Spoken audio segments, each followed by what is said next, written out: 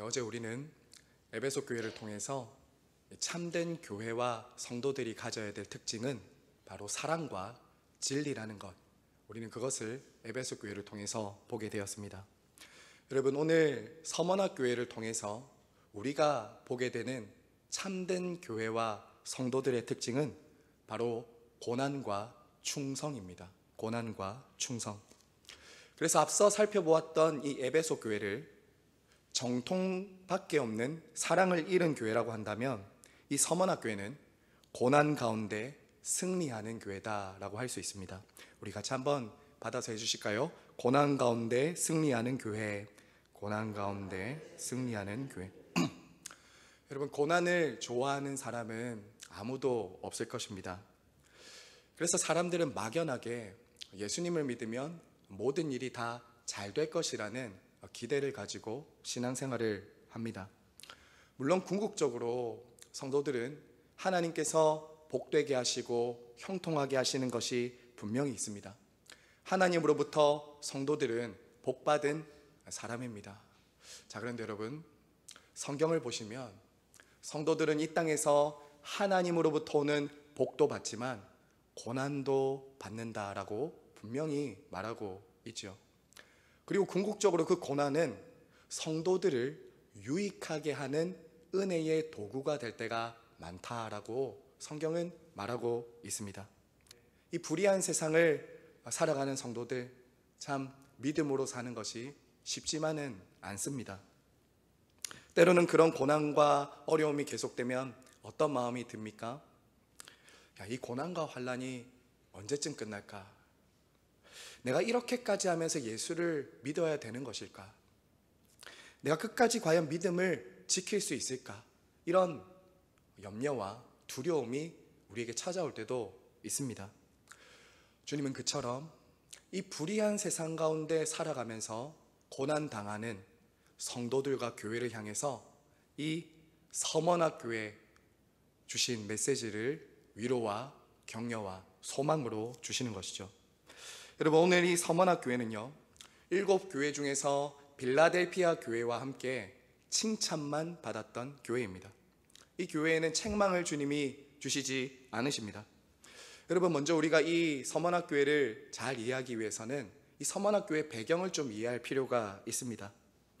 여러분, 이 서머나는요, 지금도 터키 3대 도시 중에 하나로, 지금도 이즈미르라는 항구 도시로 남아있는 도시입니다. 이 서머나는요, 당시 소아시아 7교회 중에 7지역 중에 가장 경관이 화려해서요, 아시아의 진주라는 그런 별명을 가질 정도로 아주 뛰어난 그런 휴양 도시였습니다. 또 천혜의 항구 덕택에 이 도시는 무역으로 인해서 굉장히 많은 부와 재산을 축적할 수 있는 번성한 도시 가운데 하나였습니다. 자, 그런데 말입니다, 여러분, 이 서머나 교회에 아주 독특한 특징이 또 하나 있었는데, 그것은 바로 에베소 교회와 마찬가지로 이 황제 숭배의 중심지였다는 것입니다. 황제 숭배의 중심지. 여러분, 이 도시는 황제를 위한 신전이 여러 개가 있었는데요, 그 이유는 당시 황제를 위한 신전을 짓고 황제 숭배를 하는 도시에는 로마로부터 상당한 지원과 부를 받을 수 있는 권리를 가지게 되었기 때문입니다. 그래서 이 서머나는 이 황제에게 충성을 맹세하면서 신전을 짓고 그런 부와 명예를 이렇게 받았던 것이죠. 자, 여러분, 어떻습니까? 이처럼 황제 숭배를 통해서 살아가는 도시, 그 문화를 가졌던 이 서머나, 성도들은 어땠을까요? 신앙생활 하기가 참 쉽지 않았을 것입니다. 왜냐하면 그 도시의 경제적인 혜택을 얻으려면 반드시 황제 숭배와 제의에 참여해야 했기 때문인 것이죠. 카이사르가 나의 주인입니다 라는 고백을 하면서 경제활동을 할 수 있는 곳이 바로 이 서머나였기 때문이죠. 게다가 평소에 그리스도인들을 눈에 가시처럼 여겼던 유대인들이 이런 서머나 교회 성도들의 그 핍박에 부채질하는 역할을 또 했었습니다. 당시 유대인들은 황제 숭배와 제의로부터 면제되는 혜택을 받았었거든요. 그러니까 이들은 그 혜택을 남용해서 뭐라고 하냐면 그리스도인들은 로마 황제에게 충성하지 않는 사람들이다 라고 하면서 비난하고 손가락질 했던 것이죠. 자, 그래서 여러분 오늘 말씀에 보시면 서머나 교회가 당하고 있었던 이 네 가지 고난과 환란이 나오고 있습니다. 자, 여러분 하나씩 한번 보겠습니다. 9절 말씀 다 같이 한번 더 읽겠습니다. 시작. 내가 내 환란과 부요한 자니라. 자칭 유대인이라 하는 자들의 비방도 알거니와 실상은 유대인이 아니요 사탄의 회당이라. 자, 여러분 첫 번째로 서머나 교회 성도들이 당하고 있는 고난이 무엇입니까? 바로 궁핍입니다. 궁핍. 여러분 여기서 이 궁핍이라는 단어는요, 그냥 조금 가난했다라는 말이 아닙니다. 이 단어는 극심한 빈곤, 먹고 사는데 어려울 정도로 겪는 찢어지는 가난, 이게 바로 궁핍입니다. 예수님을 믿는 것 때문에 이들은 선택적인 가난을 경험해야 했던 것이죠. 이것은 당시 황제 숭배의 문화와 경제가 그곳에 곳곳에 스며들어 있었기 때문에 예수님을 믿으면, 예수님을 믿고 황제 숭배를 거부하면 경제 활동을 할 수 없었고 직업을 잃었었고 또 여러 가지 경제적인 이익을 받지 못하는 그런 것 때문에 겪는 궁핍이다라는 것이죠. 여러분 유대인들과 이교도들은 이 황제 숭배를 하지 않는 그리스도인들과는 거래도 하지 않은 경우도 있다고 합니다. 또 당시 경제활동을 하기 위해서는요, 조합이라는 곳, 길드에 반드시 가입을 하고 경제활동을 할 수 있었는데요, 이때 주로 길드에서는 황제 숭배를 요구하고 그들의 길드에 들어올 것을 요구했던 것이죠. 그러니까 황제 숭배에 동참하지 않는 성도들은 어떻게 될까요? 자연스럽게 취직과 경제활동에서 제외되었던 것입니다. 또 여러분, 정직하게 사업하고 정직하게 내가 경제활동 하려고 하는데 옆에 보면 어떤 사람들이 눈에 보입니까? 정직하지도 않고 비양심적인데 손쉽게 돈 버는 사람들을 볼 때 이 그리스도인들이 어떤 마음이 들었겠냐라는 것이죠. 사랑하는 여러분, 그때나 지금이나 돈이 전부라고 말하는 세상을 우리가 살아가고 있지 않습니까? 하지만 여러분, 서머나 교회 성도들은요, 돈이 전부라고 말하는 그 세상 속에서 믿음 때문에 그처럼 부유하고 번창한 그 항구 도시 서머나에서 선택적인 궁핍을 경험해야 했던 것이죠. 자, 여러분 또 그들에게 어떤 고난이 있었습니까? 자, 보시면 비방이 있었습니다. 비방.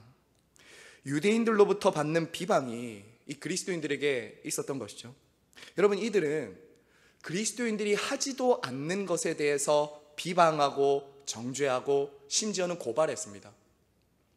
대표적인 그들이 했던 고발 중에, 비난 중에 하나는 성찬식을 하는데 빵과 포도주를 먹는 것을 가지고 저들은 식인종들이다, 이렇게 말하기도 했고요.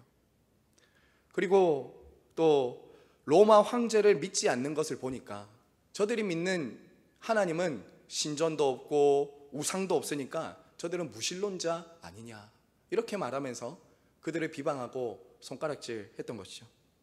여러분, 그리고 이 비방은요, 단순한 말로 비아냥거리는 것을 넘어서서 고발하는 것까지 나아갔습니다.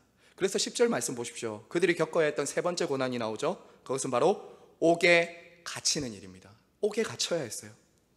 이미 그들 가운데는 옥에 갇힌 이들도 있었고요, 앞으로 신앙 때문에 옥에 갇혀야 되는 일들이 일어나게 될 것이다 라는 거죠. 그리고 성도 여러분, 그들이 마지막으로 겪어야 됐던 고난은 바로 순교입니다. 순교. 여러분 10절 말씀 보시면요, 주님이 무엇이라고 말씀하십니까? 내가 죽도록 충성하라. 우리 한번 받아서 같이 해주실까요? 시작. 내가 죽도록 충성하라. 여러분, 죽도록 충성하라는 말은 어떤 의미입니까? 죽음이 피해간다는 것이 아닙니다. 죽을 수도 있고 실제로 죽을 각오를 하고 예수를 믿어야 된다라는 것이죠. 끝까지 믿음 때문에 죽기까지 신실하게 믿음을 지켜야 되는 순간들이 그 서머나교회에 찾아올 때가 있다라는 것이죠. 여러분, 실제로 제가 이 서머나 지역의 역사를 좀 보니까요, 이 서머나교회에 목회했던 초대 교부 폴리캅이라는 교부가 있었습니다. 여러분, 한 번쯤은 이름을 들어보셨죠? 이 폴리캅은 사도 요한의 제자였습니다. 사도 요한의 제자였는데요, 주 155년 로마 황제였던 마르쿠스 아우렐리우스가 이 지역을 심각하게 박해하는 때가 있었습니다.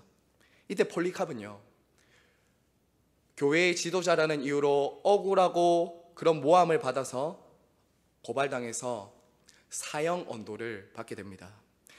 이때가 폴리캅이 86세였습니다. 서머나 교회의 목회자로 86세 때까지 사역을 했는데요, 당시 이 폴리캅이 얼마나 명망 높고 그런 사람이었는지, 지도자였는지, 이 폴리캅이 죽을 때 서머나 관리였던 한 사람이 이렇게 말했다고 합니다.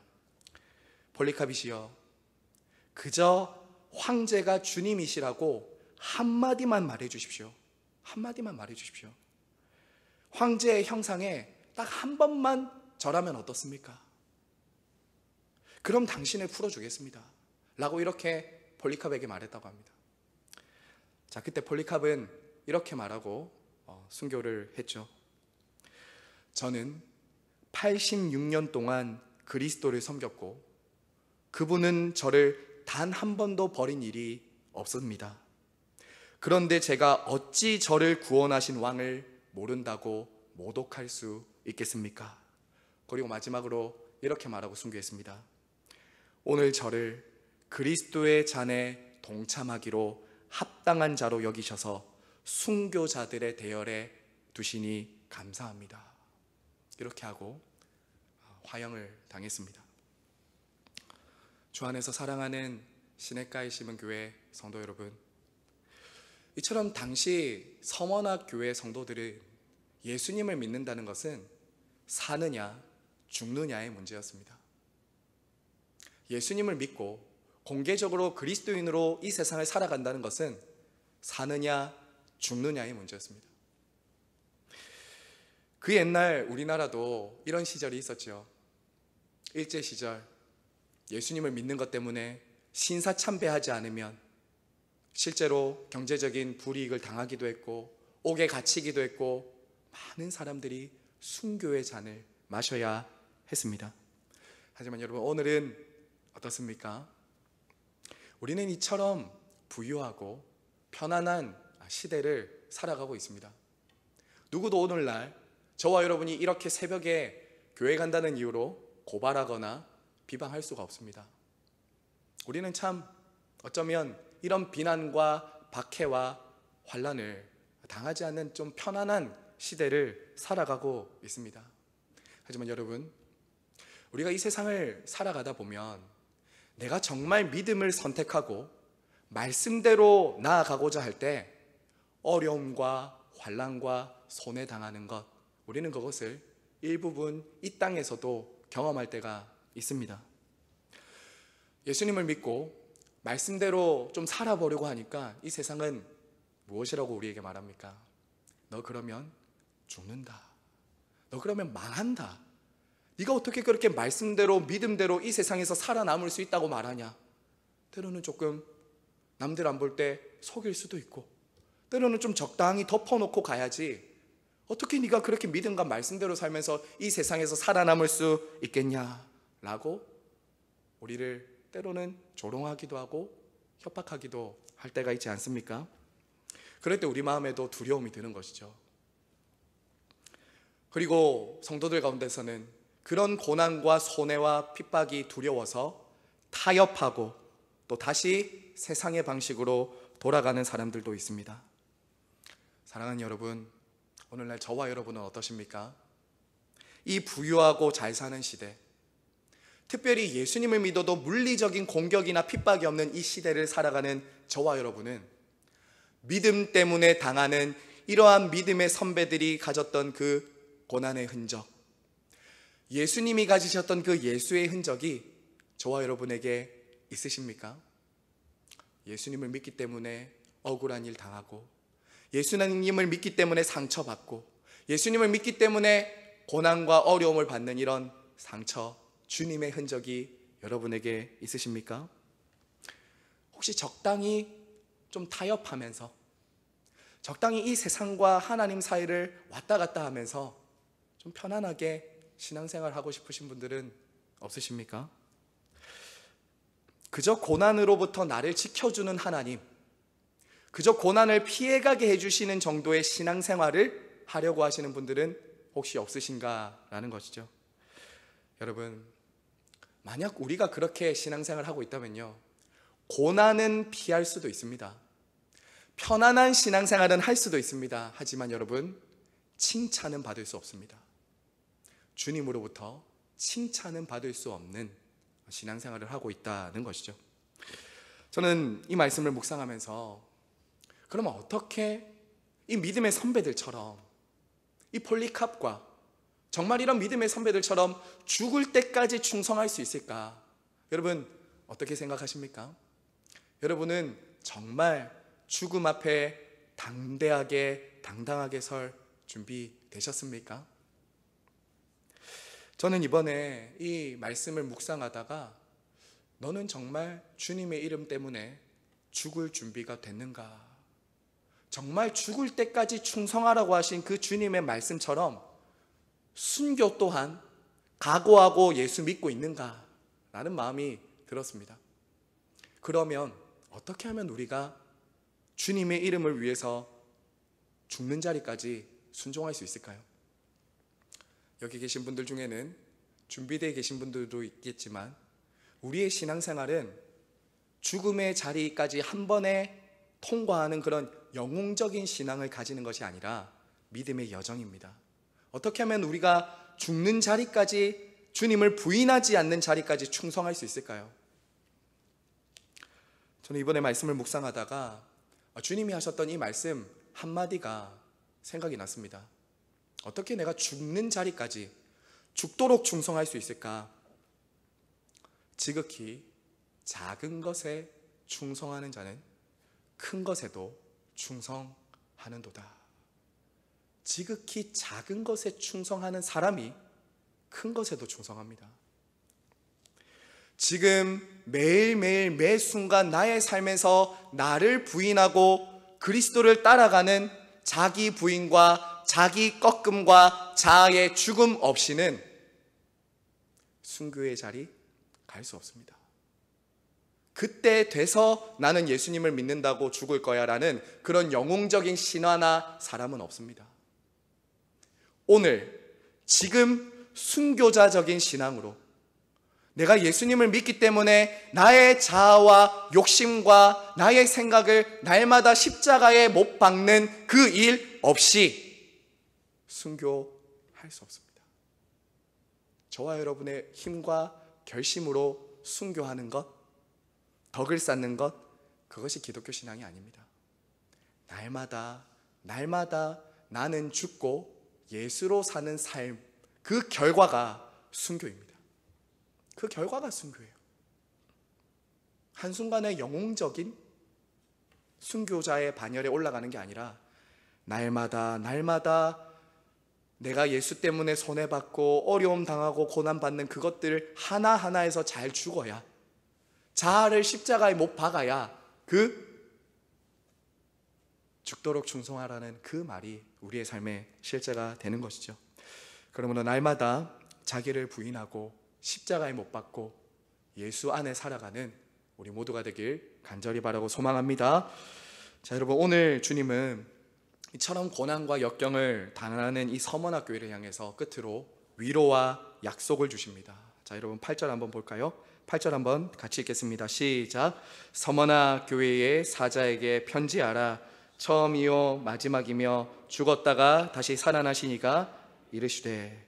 자, 여러분, 서머나 교회에 나타나신 이 주님의 모습은 서머나 교회를 향한 주님의 위로이기도 합니다. 여러분, 주님은 어떻게 나타나고 있습니까? 처음이며 마지막이라고 말합니다. 주님은 처음이며 마지막이라고 말해요. 이것은 예수님께서 역사의 처음부터 마지막 순간까지 모든 것을 주관하시는 통치자이심을 말하는 동시에 지금 서머나 교회에서 일어나고 있는 그들이 당하고 있는 환난과 고난과 핍박을 모두가 주님이 통제하고 있다는 것을 말씀해 주시는 것입니다.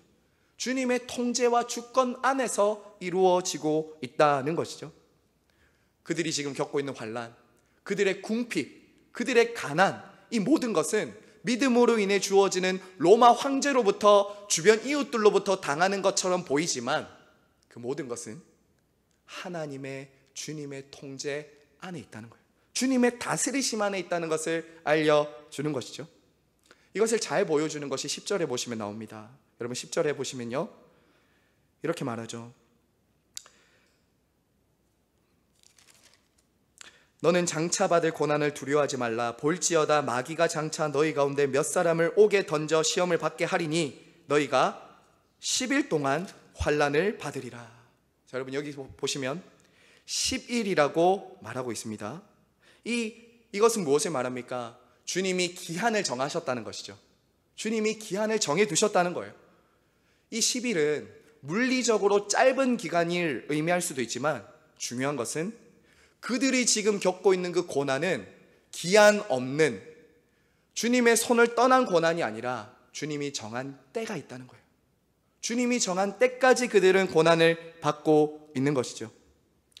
사탄이 시험하고 유대인과 이방인에 의해서 핍박을 당하고 환난을 당하는 것 같지만 그 모든 것은 주님의 손 안에 있는 것이었습니다. 하나님의 시간표는 돌아가고 있었다고요. 하나님의 시간표가 돌아가고 있습니다. 끝이 있다는 것이죠. 여러분, 우리가 등산하다 보면 올라갈 때 끝이 보이면 그때부터 여러분 올라가기가 조금 더 편해지지 않습니까? 정말 고난과 환난이 우리를 참 많이 낙심시키고 넘어뜨릴 때는 끝이 보이지 않을 때죠. 끝이 안 보일 때죠. 그런데 오늘 서문학교에 이 주님은 뭐라고 말씀하십니까?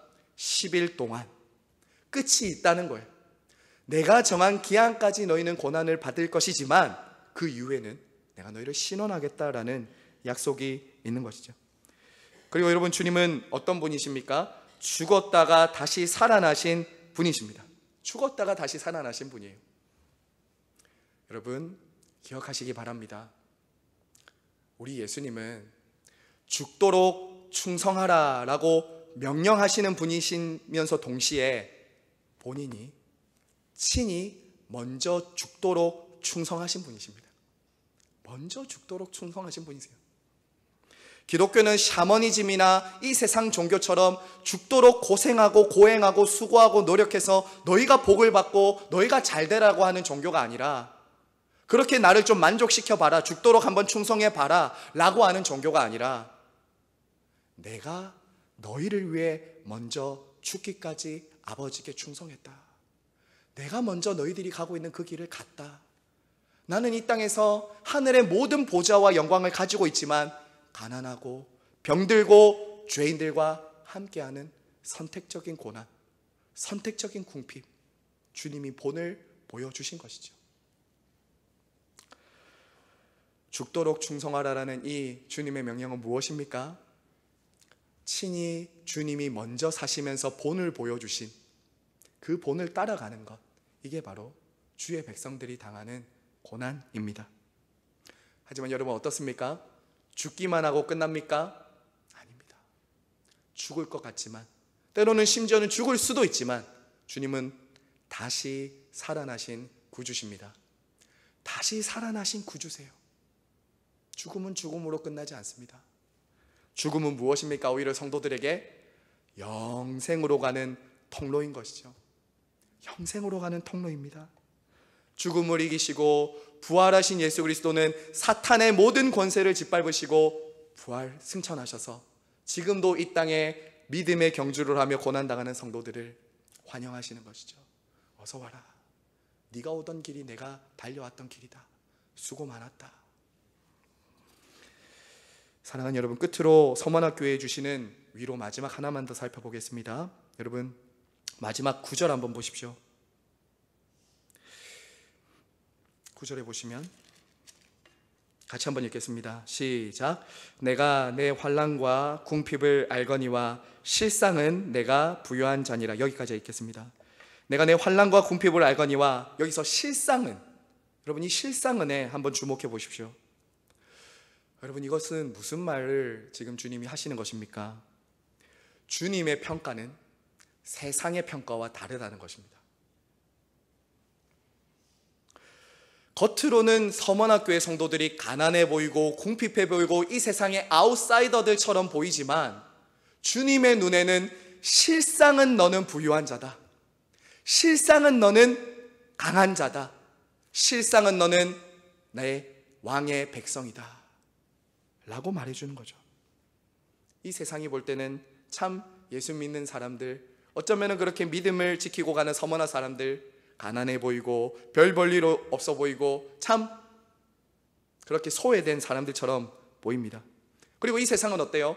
강한 자, 부유한 자, 아주 잘 사는 사람들이 주류가 되어 있는 것처럼 보이는 세상을 살아갑니다.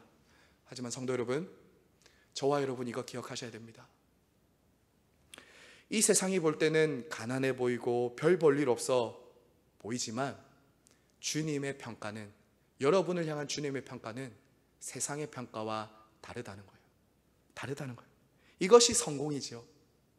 최종 판단하고 판결하실 주님 앞에서 칭찬받는 것이 성공인 줄로 믿습니다. 여러분 진짜 불행이 무엇입니까? 진짜 불행이요, 이 세상에서 아무리 부유하게 살고 아무리 높은 자리에 올라가고 이 세상 모든 사람들로부터 인정과 칭찬을 받았다 할지라도 주님 앞에 섰을 때 너는 가난한 자다, 나는 너를 모른다, 너는 이 세상에서 부유했을지 모르지만 실상은 너는 가난한 자다 라고 듣는 것이 진짜 불행입니다. 진짜 불행이에요. 주님 앞에 섰을 때 너는 가난하다, 너는 부족하다, 너는 내가 모른다 라는 말 듣는 것만큼 무서운 게 어디 있겠습니까? 사랑하는 성도 여러분, 말씀을 맺겠습니다. 이 세상을 살면서 누군가 내 마음, 내 사정, 내 아픔을 들어주는 것도 참 위로가 될 때가 있지 않습니까? 하지만 주님이 지금 저와 여러분에게 너는 옳다, 너는 부유하다, 내가 너를 높일 것이다 라는 이 말씀, 이 약속이 이 땅을 살아가는 사람들의 위로인 것입니다. 사랑하는 성도 여러분, 그러므로 믿음으로 인해 때로는 저와 여러분이 손해당하고 고난과 핍박을 만날 때도 첫 번째는 이것입니다. 그 모든 것을 통제하고 계시고 주관하고 계신 주님을 믿으시기를 바랍니다. 그리고 이 세상의 평가와 주님의 평가는 다르다는 것을 믿으시기 바랍니다. 그리고 고난과 죽음은 죽음으로 끝나지 않고 마침내 부활의 영광, 부활의 아침, 주님의 품에 안기는 자리까지 나아갈 것이라는 것 믿으시기를 바랍니다. 사랑하는 여러분, 오늘 주님은 예수님을 믿고 살아가는 성도들에게 말씀하시죠. 주님이 주시는 약속의 말씀을 한번 읽어보겠습니다. 10절 후반부 한번 보시죠. 죽도록 충성하라. 그리하면 내가 생명의 관을 내게 주리라. 귀 있는 자는 성령이 교회들에게 하시는 말씀을 들을지어다. 이기는 자는 둘째 사망의 해를 받지 아니하리라. 여러분, 주님은 오늘 어떤 분으로 우리에게 나타나십니까? 여러분, 악을 선으로 바꾸시는 분입니다. 악을 선으로 바꾸시는 분. 고난을 영광으로 바꾸시는 분입니다. 고난을 영광으로 바꾸시는 분. 고난을 견딘 교회와 성도들에게 주님은 풍성한 상급과 약속을 주시고 계십니다. 자, 여러분, 이 면류관은 무엇이냐면요, 이 면류관 한번 주목해 보십시오. 내가 생명의 관을 내게 주리라 라고 말하죠. 이 면류관은 당시 운동선수들에게, 로마의 개선 장군들에게만 씌워졌던 그 관입니다. 면류관이에요. 이긴 자들에게만 주는 상인 것이죠. 그리고 두 번째 약속 무엇입니까? 둘째 사망의 해를 받지 않는다고 말해요. 둘째 사망의 해. 성경이 말하는 죽음은 두 번의 죽음이 있습니다. 한 번은 우리의 호흡과 심장이 멎는 죽음이고요, 두 번째는 영원히 꺼지지 않는 불못, 지옥을 죽음이라고 말합니다. 여러분, 첫 번째 죽음보다 훨씬 고통스러운 것은 두 번째 죽음입니다. 첫 번째 죽음이 두려워서 우리가 주님 부인한다면 두 번째 죽음을 피할 수가 없는 것이죠. 성도 여러분, 말씀을 맺습니다. 믿음은 내가 처한 상황과 환경을 보는 것이 아닙니다. 그분을 바라보고 생각하면서 끝까지 충성하는 것입니다. 우리에게 면류관을 씌워주실 그분, 우리 앞서 이 경주를 가신 그분을 끝까지 바라보시면서 충성하는 것입니다. 그렇게 할 때 우리 주 예수 그리스도 안에서 우리는 새로운 힘을 얻고 이 믿음의 경주를, 때로는 고난과 역경이 있더라도 끝까지 달려가게 될 것입니다. 그러한 복된 은혜를 주님께서 저와 여러분 모두에게 주시길 간절히 바라고 소망합니다. 우리 함께 이 시간 기도하겠습니다.